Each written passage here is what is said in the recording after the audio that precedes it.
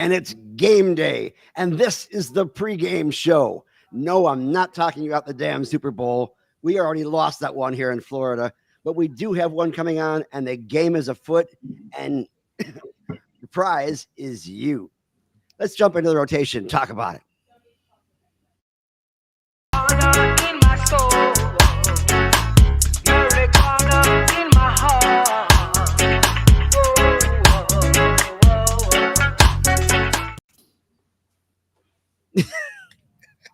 Play that reggae music, white boy. That was not my real voice. I was just trying to, accommodate you because you got this husky voice thing going here. It sounds very. Oh yeah. Oh yeah. Let's talk hemp with a bunch of Cubans today. Well, yeah. Let's do that. Let me just introduce myself. First off, we're coming here from 1714 East 7th Street in Ybor City, where it all began. And my name is Gary Stein. I'm the political director of Suncoast Normal, as well as the master of public health. Sorry, And to my right, your left, is our deputy director, Carlos Angel. Oh, wait. Yeah, thank you. Arvida. And our master of business administration. He tells us all about business. I know business stuff. Now, our executive director is not here today, unfortunately. And we were going to have an all Cuban. Still gets an applause. Still gets some applause, yeah. So our executive director, who is up there in Maryland, where he lives above the Beltway and hits him below the Beltway. But right now, our problem is in the state. So let's deal with that at this point in time. Now, we did want to have an all Cuban show today, with the exception of me, of course. I'm the only Ukrainian here, so we'll deal with that. Oh, what's happening? Yeah, what was that? I'm trying to share the Facebook link. Oh, okay. Anyways, the reason we're here today is because we, as usual, are dealing with the big game, of course, which is the state of Florida v. everybody in Florida. And in this particular instance, what they're coming after is the hemp businesses. And we have a couple of bills that's coming up. In fact, we have the House version is on its last leg of the journey before we hit into the Senate, into the floor, and we have to discuss what we're going to do, what it's all about, and where it comes from. And with that, we have two very special guests. These we had to bring in some 305ers, guys. For some odd reason, I guess the folks over in Tampa just are not eligible as well as other folks. Carlos, of course, has Chillin' CBD dispensary over here, where, by the way, are there any pre-rolls in here? There are. Anyways. You want to smoke a pre-roll? No, I was just saying I don't have to have one in my pocket. If I did, I would have crushed it. But we have, coming from South Florida, first off, the originator of one of the first big CBD companies in Florida, Arby Barroso. Yeah, Arby. And also coming to us from South Florida, a lady who ran for office with an OnlyFans. I'd admit that is unusual, but is also a major CBD entrepreneur. And these guys are representing the biggest and best of the CBD industry here in Florida. Guys, welcome to the show today. Thank you so much for having us. This is awesome. Bueno, thank you. Yeah. Arby, when did you first realize that in order to be involved in the cannabis industry, but basically you started from your garage practically, you had to also get involved in politics? Wow, that's a loaded question, Gary. I think first I want to congratulate you guys with the show you guys got going on. Thank you for having me. And honestly, it started in 2013 after finishing getting basically off opiates and getting clean on September 4th, 2013, and coming from Colorado and understanding and knowing that this product could actually help me with my opiate addiction. I started a company called Green Roads. Actually, it was July 29th, 2013, and actually got arrested about 8 days later for violating probation. I knew in Colorado I was taking kind of a blend of a 1-to-1 in Colorado while I was trimming, and I knew there was something in there that was kind of helping me out. But I couldn't use it when I got back to Florida every 24, 25 days just because I would violate probation, and that's what ended up happening. Ended up, going to jail for about 8 weeks, got out, had started the company corporation, and started making products in 2014 that were all CBD. And just started going door to door and store and seeing what I could kind of launch the business. And in 2017, we helped pass the pilot program. Now, when we were lobbying for the pilot program here in the state of Florida with the University of Florida, we actually had a challenge with our famous MSO, True Leaf. They really didn't want us in the space. So that kind of pushed us after we passed the pilot program. We became the private partner of the University of Florida. We provided over $500,000. The contract was for $1 million, but due to COVID, I won't get all into that. But we ended up giving them $500,000 to kind of grow on that pilot program.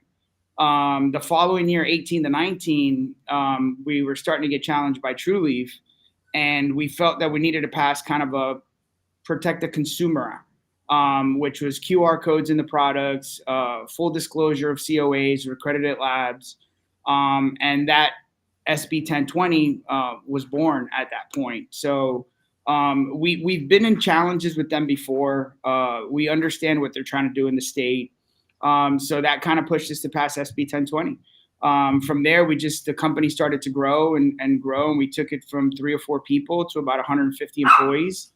About 40,000 square feet of a facility. And we were considered one of the largest privately held companies in the country at that point. So just felt like lobbying and understanding that if we don't fight for what is meant for our space or for the freedom of the space, that one signature would close us down. And here we are, 2023, fighting legislation against the MSOs. They invite us up there. We come up with a comprehensive plan of 21 and over, packaging. And then they kind of said, okay, as long as you work with us, we're going to continue to kind of work with you guys. And here we go again, 2024, fighting legislation. And this one is pretty far. Last year, we were able to kind of stop it in that last stop. And we just got to disclose, what the challenges are going to be. Like, what are they going to do? Go arrest everybody if this passes? You're going to arrest families like Treadwell and other farmers in the space. You're going to give it to a monopoly institution, the cannabis companies. They have a rec bill coming up this year.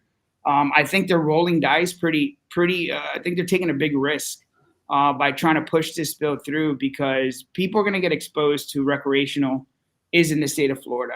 That's not allowing Floridians to participate and continue to allow the monopoly of what the cannabis companies are here in the state. And staff innovation, small business, just everything in this bill is bad. And I'll make a last point. Last week was an event called TPE in Vegas. And I don't think we've disclosed this enough to the legislators. We will open a Pandora's box if we eliminate Florida products and allow people to buy online with all the fentanyl issues that we have. If we don't think that those companies in China and other companies that are now in our space in other states and in the state of Florida have access where you can't chase some of these companies down if they start putting, synthetic cannabinoids and other things in there that are going to harm Floridians. So I know that was a long-winded explanation, but I'm sure we'll get into details and what we need to talk about and the causes of and the damage that this would cause if this bill kind of finally goes all the way through. And you almost got the answer right, too. Here's the fact is that I think you realized early on, and so did the good folks over at True Leaf, that in order to exist in this industry, you need to have a sense of being proactive. You were very highly proactive in the CBD industry, and you realize that part of that proactivity meant you had to commune with the devil over in Tallahassee and make certain that as you move forward, the legislation moves forward so that you can't be harmed by the legislature. And unfortunately, that was the exact same thing that Kim and her crew were doing when they were getting together with 3 farms trying to beat the lottery to get the first dispensary license, and instead ended up stealing the the plan that they had originally given to Cresco to use. And so they got that first license, and Cresco got cut out, and eventually they came back as Sunnyside, and that's a terrible name, and we'll discuss that another time. Anyway, Martha, how did you get involved in the CBD industry, and where do you see it going right now? So it's kind of funny because I think I came to this in the exact opposite that Arby did. I've only recently gotten involved in the financial sense, in the actually starting a company in this space. I came to it as an activist. I've been a long-term activist for different causes, primarily cannabis. And my activism started around the same time Arby came into the space as well, around 2013, 2014. I started getting more involved with the Libertarian Party and seeing issues and how, laws, every law eventually turns into the ability for the state to be able to take away your freedoms. And so sometime in, I believe, 2016, I met a group called Canna Moms in Florida. You guys, I know, are very familiar with them, Giselle Delgadillo and Mariah Barnhart primarily. And I heard Giselle tell the story of her son, Bruno. And I myself am a mother of 4. Thankfully, my children have not needed a medicine that some legislator somewhere said, you know what, you can't have it, and you will go to jail for providing this for your child. Despite the fact that Giselle had proof that none of the medications that doctors had given her son had worked, and that this medicine actually did work, she still had to risk her liberties, risk her ability to care for her son by going out of state to find the products that her son needed. These wonderful ladies have helped push through legislation so that it was more accessible, more legal. We had the, Charlotte's Web, and then later medical marijuana, et cetera. So that's how I came into the space. Being in the space over time, before I ever advocated for cannabis, I had never even tried it. I was new to cannabis. I didn't advocate for it because I wanted to use it. I firmly believed in in people's rights to be able to use a plant that wasn't going to harm anybody else. And over time, I discovered that this plant not only really helps people, but I found I was exposed to technology, to nano-emulsified technology, which I thought was so incredible. I think one of the biggest issues for people who consume cannabinoids, especially orally, is that this ain't it. And you take 2 or 3 or 4, and then you find out that you probably should have just stuck to the 1, 2, 3 hours later. So I came across the nano-emulsion technology. I came across a scientist who could make it into a tablet, and I decided to launch a business. And so that's how I got into it. But honestly, this is about freedom. This is about people being able to access medicine, either for their own enjoyment or because it actually helps. And I think that that's the big thing that this legislature is really infringing upon right now. It is the rights of adults to be able to have and use their bodies in any way they see fit. And this legislature is deciding to remove that ability from all of us. So to jump in here a little bit, I want to tell you guys a story. I believe it was yesterday or the day before. My father gave me a call, and he was like all confused. He was like, "Oh man, I'm trying to keep up with everything that you're posting about who to call and what to do." And I sent him to call Thad, and I sent him to call all these legislators. I sent him info for the THC cap and everything like that. And he was getting confused. He thought both bills were the same. And he was like, this one about hemp. Are you sure you want me to call? And I was like, yeah, Boppy, this is like really big for me. Like, this is the industry that I'm in. A free pre-roll if he gets a call. I offered him a pre-roll. Yes, my father got a free dab for. But he was like, "Are you sure you want me to call?" And I'm like, "Why are you asking me?" And he's like, "Well, it seems like this is to help children and to save children." And I had to tell him what the bill was really about. I want to expand to you guys, Arby and Martha. You guys both in your little intros there kind of went over it just a little bit, but I want to expand to you guys. What do you guys think this bill is really about? What is really happening here? Why are we facing what is the hemp industry in Florida is the 3rd largest industry in Florida, I believe. So why are we the truth looking to get rid of the 3rd largest industry in Florida? You want the truth, the whole truth, and nothing but the truth. This is about creating a monopoly. You're not in front of the Senate here. You can tell the This bill is 100% about creating a monopoly situation in Florida. This bill is about removing players such as Arby and myself who provide a safe product and creating an industry that only the licensed MMTCs can operate within, so that only those 22 companies that have licenses, of which only a handful actually have stores and people are able to buy, are the only place where people can find any cannabinoid product. So at risk of sounding like conspiracy theorists, we're not conspiracy theorists. We have oil under your chair. Speak for yourself, Carlos. Speak for yourself. I swear to God, it's the aliens trying to get down there. Here, I'll drink coffee with you, Gary.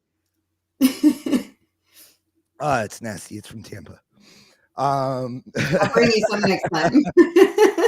You have to stir it with a salami. How do we know this is about a monopoly? Why, I'll give you guys an example. I think one of the true indications that this isn't about children is that not once childproof packaging has been mentioned. Not right? once. It's about making these products unattractive rather than keeping them out of the hands of children, right? We did the children thing when it's 21 and up. So is there any other ways that we can point to this is about keeping the monopoly? I can give you a whole bunch. I don't know if Arby wants to step in or you. I'll let you go, Martha. I'll come after that. Okay, so first and foremost, you're right. This bill doesn't say anything about the packaging itself. And as a matter of fact, Senator Colleen Burton, in the last meeting that we were in front of them on January 31st, she stated, and she used the Medical Examiner's Office of Florida as to say that there were deaths in Florida. When you review that document, it actually says that from 2020 to 2021, deaths declined 71%. Also, previous meeting, one of the doctors from Tampa had come up and said that he was one of the poison control people, and that 900 people in Florida had called in to poison control because this was an issue. So that got me thinking, well, what other items do poison control track? And one of them is acetaminophen, basically Tylenol. And there are 450 deaths from Tylenol every single year in the United States. Many of those, over 40%, are of children. And yet you can buy Tylenol. I walked into CVS just yesterday to double check that I was saying something true and factual. You can get Tylenol. It's on the bottom shelf for around the height of children. And it comes in bubblegum flavor and it comes in grape flavor to appeal to children. It says clearly on it for children. And it also does not have a poison control number listed anywhere on it. So if this is about the children, then how about the approximately over 200 children who actually die from a product? And I'm not saying that we should regulate it. I'm just saying that if we're going to say, if only it protects one child, well, then why aren't we putting Tylenol behind the counter at the pharmacy, for example? Why aren't legislatures doing things to protect the children as they claim? Furthermore, every single one of the legislators who have voted in favor of this have received funding from one of the lobbyists listed on the bill. And that includes people like the GEO Group, which is a private prison organization here in Florida. They do so through their lobbyists or directly. Colleen Burton herself has received money from Trulieve, which is one of the lobbyists / MMTCs. One of the senators, for example, Corey Simon, is it? Yep. He testified that he needed a way to regulate us and he had a horrible experience. He received $6,000 from Trulieve, which actually has the same products that they're trying to regulate. So they're not going after the MMTCs for these products and saying, hey, these products are really bad and they're going to affect children. They're only going after the hemp industry. So when you can see that dichotomy, when you can see that it is only towards one industry and not the products in general, when you can see that when there is more risk and they're not doing anything about that, I think the only conclusion one could make is that they are purposely targeting our industry. And the reason behind that, we've already slightly mentioned, is that we are going into a recreational market. But unlike other states that have gone recreational, that you can purchase cannabis from anywhere, in Florida, we are going to limit it to the current monopoly, which is the MMTC market. So this bill, I think it's clear. I think to the average person who reads it, they might see the children because it's mentioned many times and they just don't understand. But once you go down the line, you can see clearly this is about limiting who can sell hemp and not about protecting the children. That's just it. And you touch on something that's very important. Basically, the whole whole theory is that if you want to create a prohibition for your own self-interest, the most important thing to do is give somebody a reason that has nothing to do with the actual reason.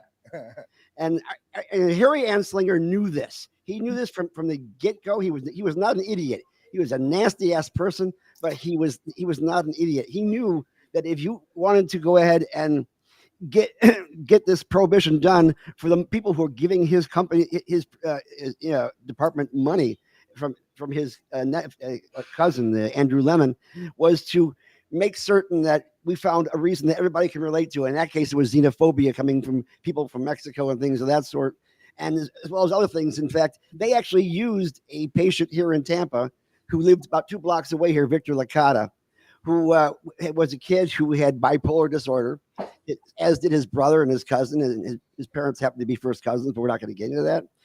But the fact is, he had bipolar disorder, and he was actually medicating by using cannabis. There was a shortage at one point in time that was because of a prohibition, and he went crazy and he killed his parents with an axe and his brother and his sister. I've been inside the house. There's another theory actually about that house, by the way, not to get off topic with hemp, but the theory is that the Licatas actually had a liquor still in the attic, and the current owner of the house actually has like empty whiskey bottles and that he found up in the attic.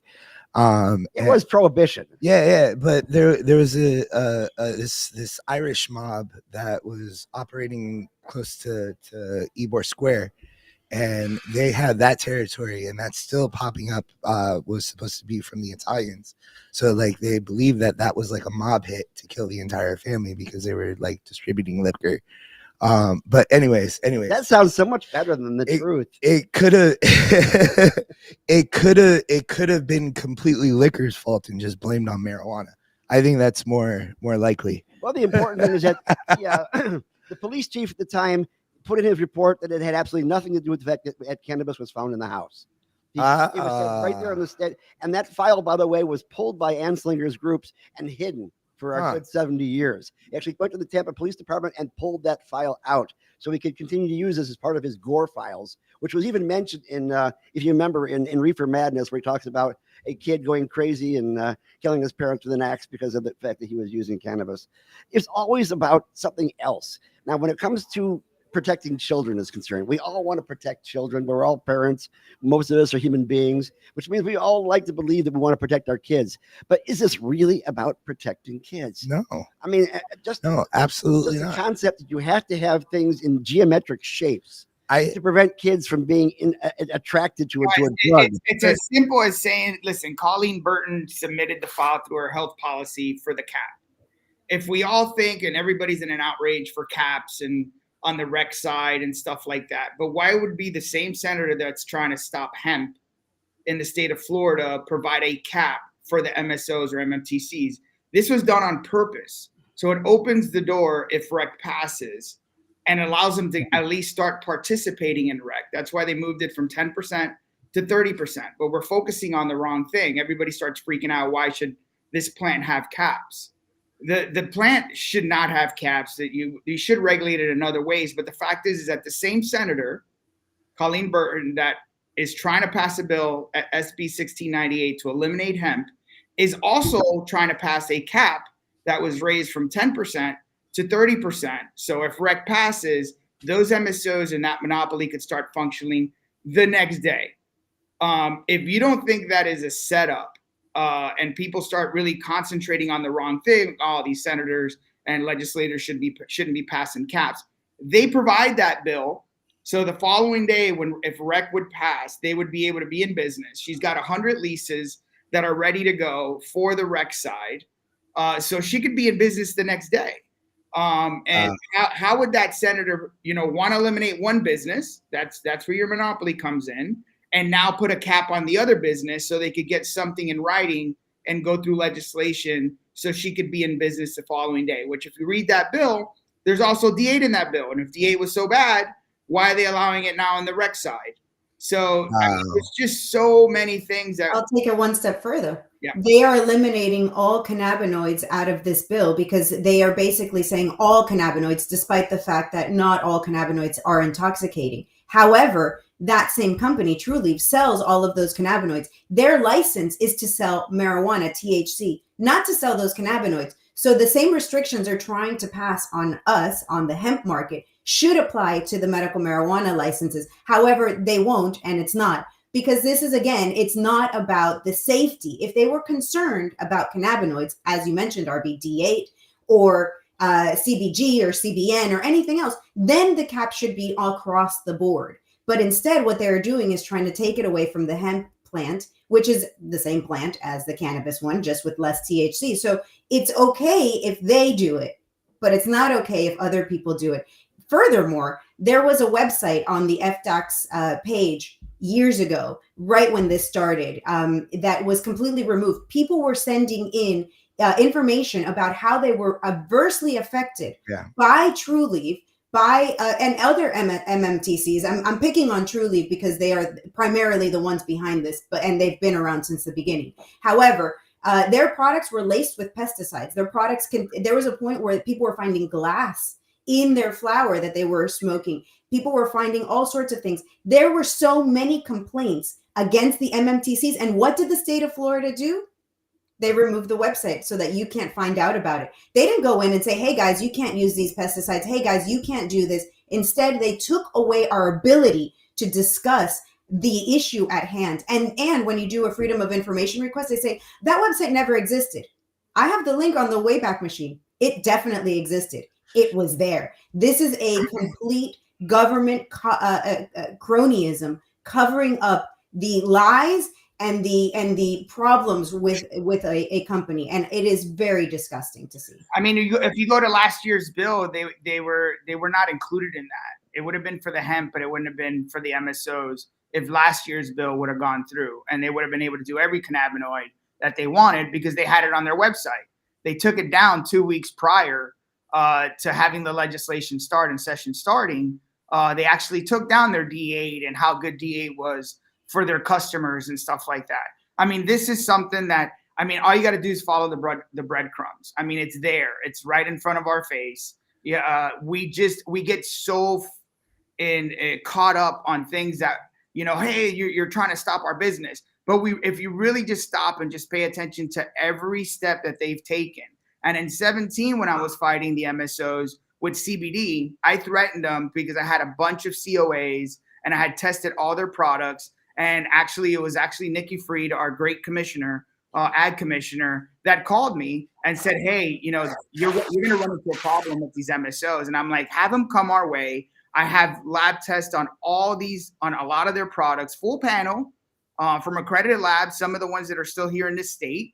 And I said, go ahead and come at me. And I'm going to put this on channel 4, channel 6, channel 10. And I'm going to show what you guys have been selling in the state of Florida. They stopped chasing. I never followed through with basically my demand. And it wasn't a threat or a blackmail, but it was just basically saying, I'm going to expose you guys. If we think that they don't have some of the same problems today, and the legislators don't know, they definitely know. Wilton Simpson knows. The Ag Department definitely knows. But they feel that they could deal with people like these MSOs. They're, you know, lobbyists. You know, they're dressed nice, and they feel that they're more corporate style when all they're doing is just killing small business and killing innovation in the state. And I think there's going to be a lot more things. God forbid that we lose this battle. There's going to be a lot of things that are going to be exposed coming up, hopefully, if we have to go to veto or across the board or file lawsuits or however that's going to work. But there's just going to be a lot of things that I think people haven't put on the plate just yet to expose this monopoly and this cronyism. And you have to really expose the incorrect logic of everything. Now, for instance, Arby, did you ever get a complaint from the state saying, why are you selling $10 frogs that are attractive to children? Not one call. We actually got a letter from Hershey because we had Jolly Ranchers at one point in time, but you know, it came out in the news, it came out everywhere. So the shit out of those frogs for us. at that point. So, I mean, no, we didn't. We all understand what this is. Everybody, I mean, Gary, you've been in this space for a long time. Martha, Carlos, we understand the processes that have been trying to come at us. And they do have the lobby dollars. But I think they're honestly really risking their rec that they spent $30 to $40 million to kind of get on the ballot, because there's going to be a lot of angry people. And who comes out to vote are the angry, the people that want to make changes. And I think these legislators don't understand the power of the people when it comes down to this type of bill. I mean, we probably have 3.5 to 4 million consumers in a state that has 23 million people. You eliminate this business from people being able to go get their medicine, from Chillum. And I think there's going to be a lot of angry voters. And I think it's very easy to market why you shouldn't vote for rec in the state of Florida. If they would have just let this go, we probably would be a little bit quiet. You won't have angry voters. But I think they're rolling dice on $35 to $40 million that rec's going to pass. And it's probably 62 to 65% right now in the state. And I'm pretty sure that could go completely opposite. And especially if our previous ag commissioner comes out, Nikki Fried, and says they're going to kill her baby. I mean, literally, this is something that she's been able to provide for the state of Florida. And if they come after it and we lose, God forbid, I think the whole state loses, because then rec's out the door, hemp is out the door.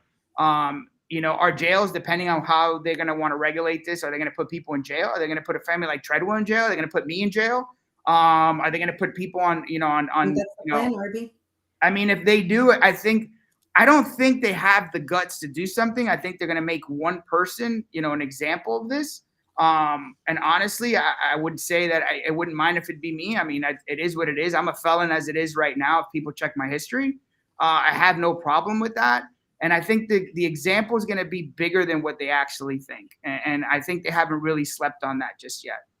I'm with you. I'm willing to also be that person. I am okay with that position if it comes to it, because at the end of the day, this is cronyism. This is a perfect example of government in bed with a private business to affect other people, and it is really hurting other people. So I'm there with you. I don't have a criminal history. I've never been arrested. I'm the mother of 4. I've always been what I believe to be a stand-up citizen. So I put myself out there. I'm happy to be one of the guinea pigs that they go ahead and arrest, because I think it's important for people to see that every single law passed, regardless of what it's for, at the end of the day, it's a threat against your freedoms. They are saying that they don't want you to use this plant, so much so that they will put you in a cage for using it. And that's not just for this plant. That's for every law they pass. But it's been lost on us. And so I think that's something beyond the hemp market, beyond our industry, that I stand for. I think that government should only be in the business of regulating things and putting laws when it's absolutely necessary. And we've gone so far from there. We've allowed them to now take any issue and turn it into something where they can take our freedoms and throw us in a cage. I don't want anybody to get arrested. But we might. I don't want to get arrested. The idea that it could be an example, honestly, it could be anybody on this call. Like we've all been on the press pushing it, and it could be an example, but I want to take a moment and ask Arby a question, and kind of the forward thinking question. Forward thinking, that's an MBA term. Arby, we mentioned a little bit about how involved you are in the lobbying process. I have nothing but the utmost respect for you and all you've done for this business, and everything that you've done in that lobbying process. And as a matter of fact, I had not contributed to the lobbying organization Florida Healthy Alternatives, until I found out that you were actually involved with them. And that just put me absolutely at ease on what they were doing and their intention and everything like that. HAA information on the back. You have it online. I could pull that up in just a moment. But I'm very interested it's gonna end up. I don't think anybody's gonna actually end up in jail unless somebody like goes crazy and it's like, fuck you, I'm gonna sell weed anyways. But but it's gonna end up to be some sort of compromise. We're going to give a little and they're gonna get a little in the end. And I'm just wondering if what you think that might be. What cap are we looking on hemp? What are we looking for? Are hemp events just going to go by the wayside? What do you see that's going to happen come July? Thank you, Carlos. I think we definitely, we've been lobbying, and I appreciate that. The lobbying efforts last year were all over the place. It's just like anything when you first start bringing a group of people with a bunch of different opinions, together. It's never an especially in this space, man. Everybody's got their own opinion. So much passion, innovation, employees, 401ks, healthcare. There's just so many things that come to play when this starts rolling out, that there wasn't a lot of organization last year. There's a lot of feelings getting involved. We wanted to kind of put some kind of, I'm a believer in the Tennessee bill. I think the Tennessee bill that passed last year, allows us to participate. Once we have those in play, we're here. They can't come back after us and then take that away. They could eliminate certain things, let's say THCA and just kind of those things. But honestly, without THCA, we were here without THCA 6 months ago. So we got to understand that we can't win everything. There is negotiations going and taking place. And I think the ones that are doing that is on the House side. Last year, it was not on the Senate side. The Senate was almost forced to take the language from the House side. I think we're in that same position this year. There has to be some type of negotiations. You have farmers that are having conversations on back doors that might not go and speak because they're having conversations with Thad, and they're having conversations with Gregory and with everybody on the House, because they understand that this is going to kill business and it's going to hurt Floridians, and it's going to provide against Republicans. Coming as a libertarian myself, you're creating a monopoly, which you've done in Minnesota. You're trying to do in Georgia, in Virginia, and all these places that you're just going to provide this directly to big corporations. So for us to be able to be relevant, we have to understand that we have to give a little bit. And I think we've provided some information. I don't want to disclose too much, of what's going on, but I think, 50 milligrams per serving would be high in my mind. I don't think they'll take something like that. And I think that would be with intoxicating cannabinoids, but we understand how our space works. And I know probably people are going to get mad when they see this video. Oh, why we should have a 500 and 100 and I take, this much. And it's true. There is that for certain consumers, and we don't want to take that away from them. But the fact is that for us to stay relevant in the space, we need to understand that we're probably going to be between 25 and 25 to 50 if God bless everything falls into place and negotiations go. We want to create some kind of safe harbor in the state of Florida. We want to provide children's packaging. I think the packaging side, honestly, I'd rather deal with the conversions and the dosing amounts, and then probably fight with the packagings next year in reference to if you have a Bugs Bunny on it. Alcohol has it. I saw 2 pink slippers on an alcohol drink the other day. You see all the twisted teas and all this stuff that it's marketed to kids. Okay, great. Are we going to get everything that we want this year? Probably not. But we need to focus on the 2 most important things, which is dosing and conversions, and that type of that in that side of it. And I think people need to rally behind that, because we're not going to get the 500 milligram gummy bear or gummy that's there. Would it be great? I'm not really for a 500 milligram, one dosing, because we don't have enough language on the packaging to disclose, hey, don't eat the whole thing. It's like somebody eating a cannabis, a cake or a chocolate bar that's got 1,000 milligrams on it. You shouldn't eat the whole chocolate, and I think that kind of limits us, and they won't look at us as sensible people. and sensible business owners if we don't come to the table and say, I think this is sensible? I was in Gregory's office, to tell you a little story. We were conversing about the bill, and we're letting him know about how much it sucks and everything like that. But not exactly in those words, all right. He struck me as guy in cowboy boots that was at least willing to listen and wanted to hear what we had to say. And he did have some awesome cowboy boots. I didn't like that he literally had 4 bottles of whiskey in his office. I was and 2 jars of pomade on his desk, hair slicked back. But the fact is that he was willing to sit down with us. He was willing to talk. He was willing to get information. And he asked me what a suitable cap would be. And my response was that I couldn't answer that question ethically because I have so many customers that benefit from the large amounts of THC. And the point being is that we got a couple of potheads in the shop right now, but these potheads don't take 1,000 milligram gummies. They don't take 500 milligram gummies. The people that take that type of THC are really, really sick. And I expressed that to him, and he listened. He smiled back at me. He said, "Thanks for stopping by," and the meeting was over. Unfortunately, as unethical as a cap is, I think we're just gonna have to deal with it. I don't think there's any other way around that. Well, we have to really worry about what I call the Aladdin effect, and basically is be careful what you wish for kind of thing. Yeah. When you want something, you may not get exactly what you're asking for. Like, for instance, Daryl Roussan made a nice little comment during one of the meetings where he said, you really don't have to close down your business, just change your business model around. And so that is so, and again, I know Roussan.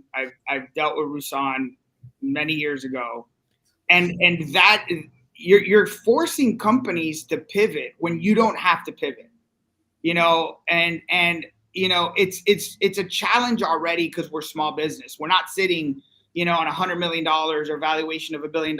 We could go sell some more stock and raise money. And you guys need to pivot. It's not that simple. It's and a lot of these businesses would be done. And going back, Carlos, real quick, and I want to let Martha jump in there. The fact is that Gregory has had an open door, and he has listened, and he understands. Burton, on the other hand, obviously Burton was not going to understand, was not going to listen. She's, I wouldn't say paid already by the MSOs, but that's exactly what it looks like when you follow the breadcrumbs, submitting a cannabis cap bill and then eliminating the competition to that cap bill. But I think I think he's been good, and I think he understands. And then going back to what Gary says, the Aladdin, you cannot ask for everything with government. You got to give. It's a give and take. It's a negotiation. If everybody walks out of that room unhappy, that means that you got something done, and something done for the people of Florida. If somebody leaves upset, and it's not going to be the government, it's going to be us, then we're going to lose the opportunity to do business in the state of Florida. And I really don't want that to happen. So we have to have an open door negotiations with the legislators. I mean, one way to change your business model, which they won't appreciate, and I've spoken to a couple of legislators about this, is that, hey, what you're telling them is don't sell your product in the state of Florida. Go entirely interstate commerce and take all that business out of Florida. Let me explain to you what Roussan was saying. He was saying here at Chillum, we may spend, make a lot of great money off of selling hemp. But hey, you can sell snow cones. It's hot in Florida. Infused snow cones. I'm a little bit more radical, I think, than most people in this room. And so I'm going to go with the George Bush method and say that I don't negotiate with terrorists. And right now, the way I see it is the government in this case is acting like a terrorist. Now, they don't have a reason to come and deny adults the right to a plant for their medicine. They don't have a reason. It's not like we're seeing an issue. We're not seeing overdoses. We're not seeing an increase in crime. We're not seeing anything that you would suspect a reason for government to do it. Instead, what we are seeing is a rise in their paychecks from people who will benefit from doing this. We are seeing a rise in government say over free, quote, free people. We are seeing a rise in government going over and above businesses, the right of businesses to exist, the right of businesses who have paid all of their fees to the state, who receive licenses. I have a license from FDOCS. And after they gave me that license, which gave me a green light, now they're going to go after me and make me a felon. I think that what they are doing is completely criminal. I think that they have a complete conflict of interest. They should be recusing themselves if they received money compensation to do this thing that they are doing, and they are not. So this is why while I am 100% in favor of of going and trying to sit down with the legislators and having this passed, I don't agree that sick people in the state of Florida who wish to use a plant for their benefit need to now go to jail instead of being able to use it and use a product that is safe. Furthermore, we've had 100+ years of prohibition in the entire United States. We can see clearly when they eliminated prohibition on marijuana in states like Colorado, where things improved drastically, where people were able to purchase safe products, know exactly what they are consuming, and crime decreased. So again, there was no need, and all this is doing is increasing prohibition and giving more money and more rights to the state to incarcerate people. So I love what you're doing, Arby, and I support you wholeheartedly. And I'm grateful for people like you, because obviously if the state was filled with people like me, maybe we wouldn't be able to coexist so nicely with the government. However, I cannot sit here and say, you know what, I'm going to allow these people to tell somebody who is sick, who needs this, that they know better, because they don't. They have no degrees in anything. They have no facts. There is not a single study that says that 2 milligram cap that they're trying to push, or a 10 or 100 or a 50, whatever, is the right cap. And so I cannot negotiate with people like that who are doing something in bad faith, in my opinion. Okay, before we continue, oh geez, sorry about that. I put the camera on Gary by accident. Stop it. Yeah. So all right. So I want to do a social experiment here now. I think this is a social experiment. I have a question for Martha, and then I want Arby to follow up. Right, Martha, how do we proceed? Oh boy, so that's really the answer. Really deep, Carlos. I mean, so I know some of you have seen. I've been putting out some videos trying to get the public support. I think that is the way we proceed. We go to the public, because honestly, the legislators derive their power from the public, and the reality is most people don't know what happens in Tallahassee. We're all focused on Biden said this or Trump said this. We have no idea what happens in Tallahassee, and they make it very difficult for us to find out. You have to be very knowledgeable on the website. You have to know how these bills pass. We all went to a Florida school, and they don't really teach. They tell you, oh, bills have to pass in the House and the Senate and blah, blah, blah. Most people don't know how it happens. They don't know. They're unaware of how a bill comes to actually, who writes the bills. Bills aren't written mostly by those people that we elected. They are handed to them by lobbyists. And so, and in the state of Florida, they put our state capital so far away from the population, and it's so expensive to get there for most of us that nobody has this will to do it. So the freaking flu coming up there. You should come up there with your flu, Carlos, and hug every one of the legislators. I think that would be a fantastic act. No, I'm kidding. You should have got your vaccine and not listen to Latipo. That's the important thing.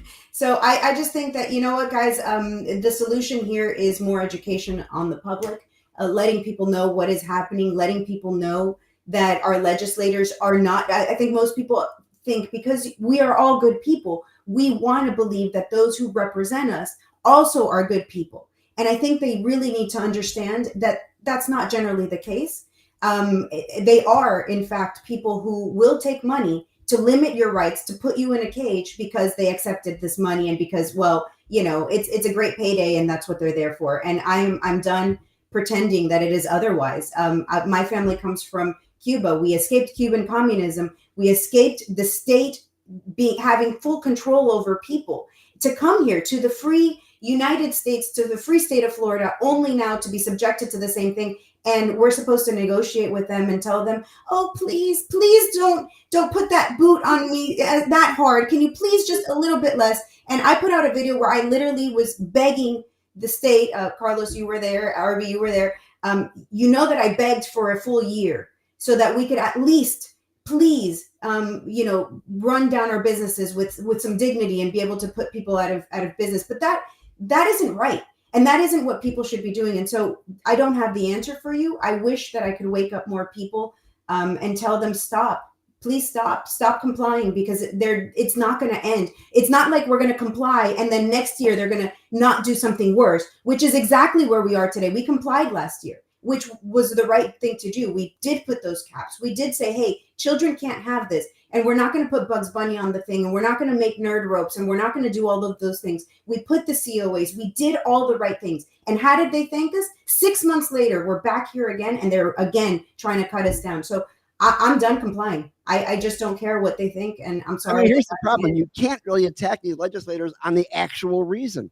Because if you go up to their office and say, we need you to stop letting the lobbyists control how you vote, they're going to kick you out of that office. Absolutely. And if you ask them, and this is something that I think about constantly, well, other things too, but anyways, the point is, if you mention the fact that this is basically an attack on DEI, they're not going to agree with that too. But the fact is, whether they believe it or not, or whether they think about it or not, it is. Well, look at this group right here. We're all minorities, except for you, Gary. No, I'm the only Jew here. I'm officially the minority. They are closing down. They are closing down minority businesses. We are the people that they are claiming to represent, and they're not representing us. They're closing us down. So how do you approach them in a way that you won't get kicked out of the office? It's votes, Gary. It's an election year. And that, I mean, this is a pretty red state. And obviously, this year, if again, it's an emotional vote, and if somebody in your district, like, True Noun or Thad, that's running for county commissioner in Broward County, and they don't get what they're supposed to get, and people start rallying behind this, like, you eliminated my business, I'm taking yours, which is basically, you're no longer my legislator. That's what it's going to come down to. I truly believe that if we don't get some compromise at the end, and Martha, I'm with you. I came from Colorado. The fact is that I've done a lot of negotiating in business and in my life, and with the stroke of a pen, they could eliminate us. And that's kind of what we're facing today. And that's what I faced in 2014 when I was selling CBD and it wasn't federally legal, or 2017 when they wanted to get rid of our business. And True Leaf was, pretty much the MSOs were the ones behind it. There's got to be some kind of compromise. Should we be compromising on a plant? No, I agree. I think we should be able to grow this plant in our house. I think they shouldn't be limiting us on that side. But the way things are going with this, my fear is we get eliminated. We don't. Obviously, we're gonna put serious marketing behind who voted on this. All the legislators that voted on this, especially on the Senate side, and the House side, depending on what they do, there's money behind this. People go to vote when there's something that affected them, and this affects hundreds of thousands of people and millions of consumers of our products in the state of Florida. If we truly believe that people are not going to come out and vote against those legislators, they will be told in November, Gregory's up for a vote. All these major legislators are up for a vote. What we're trying to do right now is we're trying to figure out what's the best way we can all kind of fit in and be cohesive. What we don't want to do is eliminate, a Chillum, a Carbon Glass, or, these other smoke shops that have been around for 12, 13, 14 years, have been innovative, have moved in the process of the industry that we're in. We're truly only in this industry for 5 years, legally, federally. We don't know who's going to take the office, whether it's Trump or Biden, whatever it is. Everybody's talking about legalization. Trump gave us hemp on the federal side. Is Biden on the? I don't truly believe that they'll do that, but I think they'll do it maybe because the pressure of the votes, because right now he's losing so, but they need to give something on the vote side. And I think these legislators don't understand the power of the people when it comes down to filling out ballots and telling them how unhappy they are. And we're never going to stop lobbying. It's not, we're this big when it comes down to the lobbying money that goes into this. That's why pharma is so big and alcohol is so big and tobacco is so big, and all these things, because they have endless amounts of money. These legislators make $18,000 or $30,000, whatever it is. But, a lot of these guys are very rich. They didn't get rich. They got rich after they became legislators. But that just opens up a complete Pandora's box. We could probably talk for days on this. But the fact is that we just need to unite. We need to put it on Facebook. A lot of the smoke shops that I reached out in Broward, I went to all their Instagrams about a week and a half ago. I went to every Broward County smoke shop on their Instagram. Believe it or not, some of them don't even have it, or if they do, they haven't posted. And I sent messages to everybody in Broward. People do not know. Going back to Marta's point, is that nobody really knows what's going on in Tallahassee. But I guarantee you this, it will be all over the news, and it'll be on the Miami Herald and everywhere else, that you can no longer sell the products that are being sold in your store. And then there goes the outrage. We're not doing the right thing and PRing everybody and calling every smoke shop and letting everybody know we're trying. We've hired some people to do that. And some of either the people behind the registers think we're cold calling them on something. So then we got to try to send an email and try to get in contact with, the owner of that shop, or that, it's just a really hard thing, because we've only been in business truly for 5 years, guys. And we're trying to ramp up all this support, and we're going to need it to fight it. So, if God forbid this gets through bills, we're going to have to go and fight on the floor. We're going to have to go try to raise awareness, like the vape ban, and I think it was 2020, and letting everybody know, Ron DeSantis, our governor, that you're eliminating business, you're eliminating a $400 million, $10 billion or $16 billion revenue to the state to provide it to a monopoly in the state of Florida. We should also mention that we're not only eliminating 10,000 businesses, we're not only eliminating 100,000 jobs, we're eliminating the access of this product to millions of consumers here in Florida, each one that has a vote. Safe access to this product. So you guys, because we are very providing that. I also want to make mention. There's literally a protest about fentanyl going on across the street from my shop right now. So I'm gonna jump on that. And I said it earlier, if we think that the Chinese companies that are providing fentanyl and bringing fentanyl through our borders, that if they eliminate us, that they're not going to be selling things like that online, where you cannot chase and track that thing back down, because people don't have access to it. And they might put a cake there, or they might put, a Martha Bueno, disposable on there because it's popular to smoke, but it's not coming from Martha. It's surprising here. Yes, smoke First Martha off, today. You guys, first off, this shows proof that we do have people other than Democrats on the show, by the way. But I'm an independent. But shout out to the Democrats, because it was only Senator Jones and Senator Thompson, both Democrats, who stood against this at the Senate hearing. So shout out to them. Despite this being a bipartisan bill and both sides having accepted money from the MSOs and from lobbyists, shout out to those guys. Those are the true legislators that would stand up for something that they know is wrong and that has affected their communities primarily. So shout out to Jones and Thompson, honestly, for being how similar. Definitely shout out to Jones. Jones was on the show last week. Hillary Cassell. It's and Hutch. Her name is it's not Latin, so I can't say it. Hutch. It's surprising how similar your answers are, and I can't agree more. It's insane what I saw during that Senate hearing. There is literally a senator in South Florida that thinks if you do hemp, you're going to be addicted to crack cocaine, and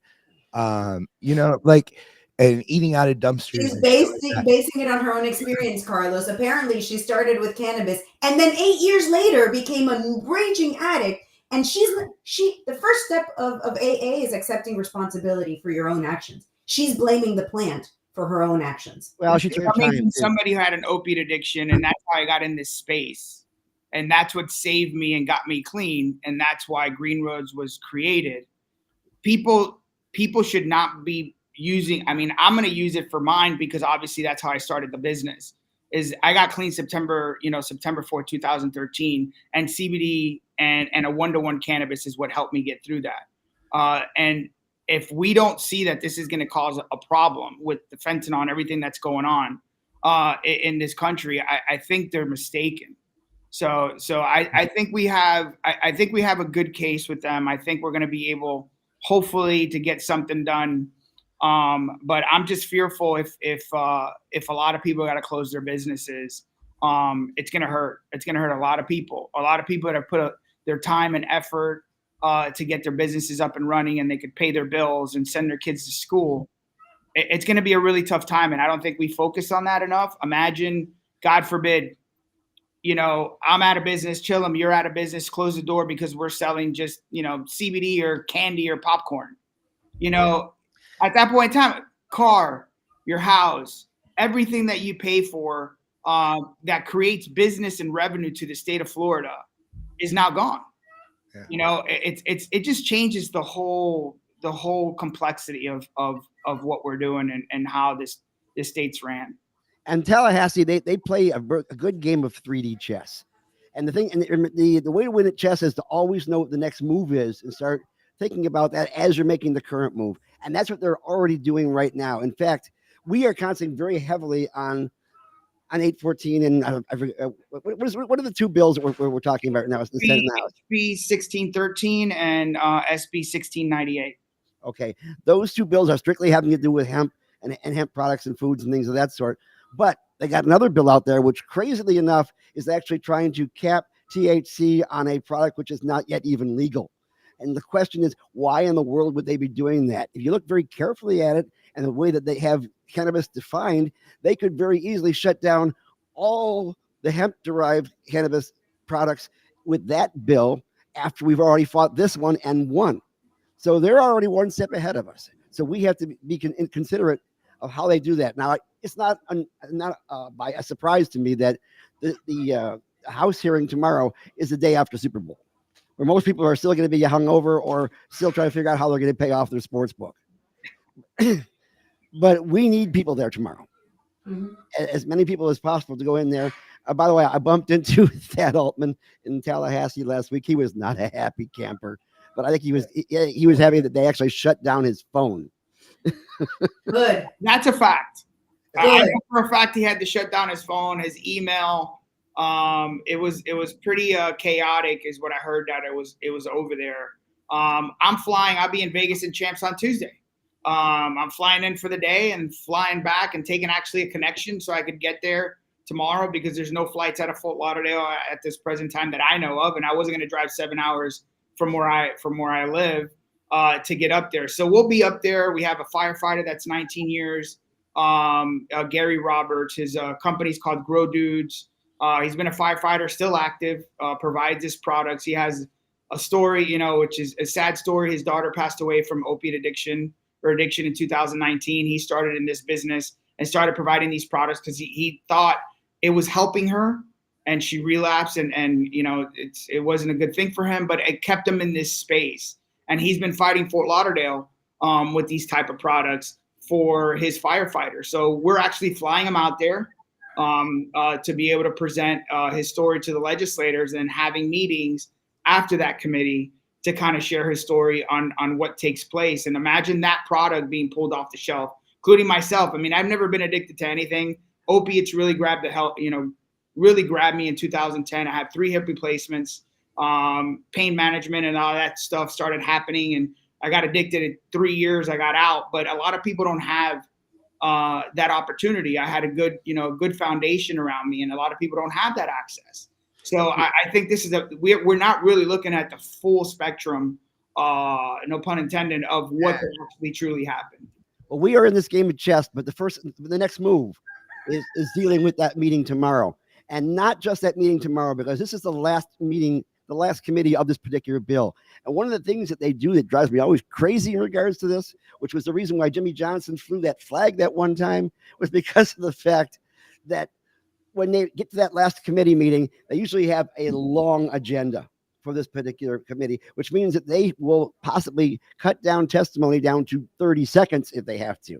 I've even seen it cut down to 15 seconds so if you want to. So if you come down there expecting to be able to talk for 5 to 10 minutes, don't save that speech for when you go to their offices and talk to them one-on-one. Well, wait a minute. What happened during the Senate hearing? They were letting people talk as much as they wanted. That was an anomaly. They literally wanted. Yeah, I've never seen that shit before. They did that on purpose, Carlos. They absolutely did.